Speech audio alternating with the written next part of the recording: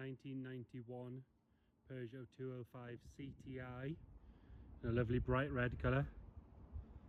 This one's had a slight change in that a owner has fitted a MI16 valve engine from the likes of a 405 GTI, a Citroen BX.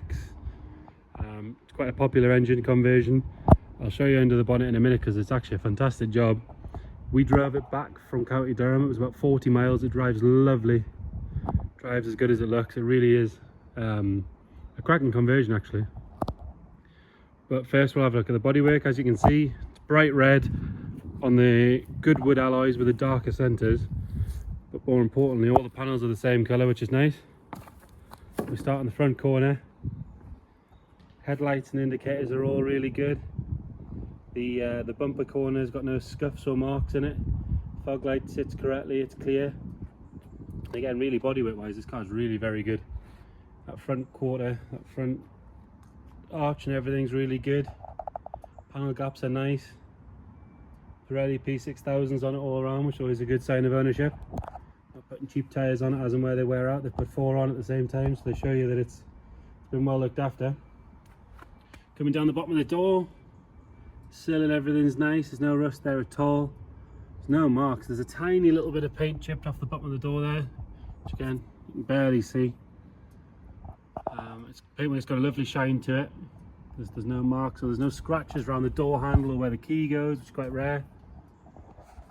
On that rear quarter again, it's the same story. No rust. The arch is nice.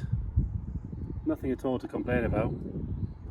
The fuel cap's been painted at some point and there's a little bit of flake on there, but again, barely anything to worry about. Have a look at those windows, are nice and clear. B-pillar's nice. Quarter light and everything's good. Hood itself, this is a convertible top, so it tends to go up and down. You find that they get ripped down here, but this is a nice one. Rear window it could do with a clean, but it sits well. It's nice and clear.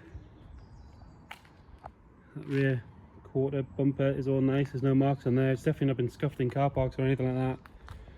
Rear boot lid's nice. You see they've had a MI16 badge fitted where it would say 16 or 19 on a 205 GTI, which is is a nice touch. It shows you the level of detail they've gone to on that conversion.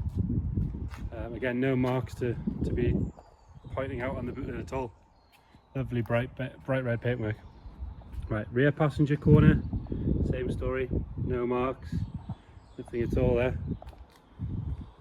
2 more good wheels on this side. Does look really good on those Goodwood wheels.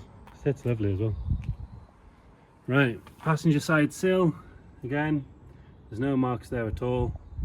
Nothing to point out. It's quite a boring video when there's nothing to whinge about, but it makes for a nice car. Again, no scratches around the keyholes. Roof on this side is nice. Windows are nice. Mirror, even the mirror's got no marks on it. And again, that front passenger quarter, nothing at all to complain about. No stone chips that are noticeable on the bonnet, nothing like that. Even the lower valance, which is normally chipped to death, is lovely. We'll have a look at the interior. It's a CTI, so it's a GTI style interior, so it gets the red carpets, the red dials, and those lovely seats. And again, the seats are same as the bodywork really. I mean, they want a hoover, but there's no rips or tears or marks on them. There's no dodgy smells in here. Into the back, again, wants a hoover, but nothing at all to whinge about. Could do with a good clean on the roof headlining. It's coming away a tiny bit there if we're going to be really picky about it.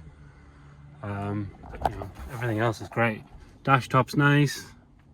All the controls are complete and not chipped or worn out. Really, really good. Electric windows on this, they both work. Rear boot, you've got your tonneau cover. A nice red carpet to match the rest of the car. Under the floor, exactly what you want to see really.